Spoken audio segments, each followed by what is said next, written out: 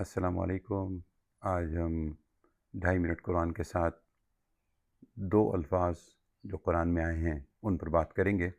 Number 1 المخلصین، جس میں مخلصین کے لام پر زبر ہے، اور مخلصین جس میں مخلصین کے لام میں زیر ہے۔ تو جو مخلصین لام جس میں زبر ہے اس کا میننگ جو ہے، یا اس کا جو ٹرانسلیشن ہم کریں گے تو وہ کہیں گے کہ چوزن پیپل، پاکیزہ لوگ جو پاکیزہ کیے گئے، اور وہ لوگ ہیں جن پہ شیطان جو ہے وہ حاوی نہیں ہو سکتا۔ جیسے سورہ ہجر میں ہے کہ جب شیطان نے کہا کہ میں ان سب کو، یعنی انسانوں کو میں غلط ڈائریکشن میں لے کے جاؤں گا، میں گمراہ کروں گا، لیکن الا عبادک منہم المخلصین، وہ لوگ جو کہ اللہ کے خاص بندے ہیں ان کو میں گمراہ نہیں کر سکوں گا، ٹھیک ہے۔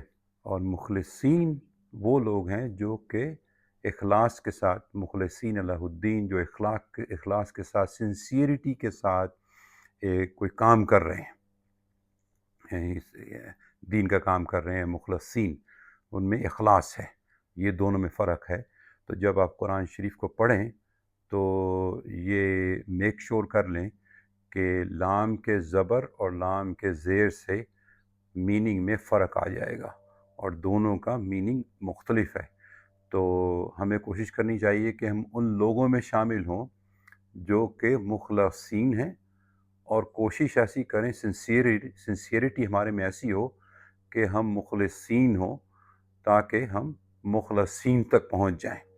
یعنی ہم مخلصین ہوں گے، سنسیئرٹی ہوگی ہمارے کام میں، ہمارے دین میں، ہمارے اپنی زندگی میں، تو ہم مخلصین بن جائیں گے جن پر شیطان جو ہے وہ ان کو شیطان گمراہ نہیں کر سکتا۔ یہ قرآن کی آیت ہے اور اس میں اس کی حقیقت ہے۔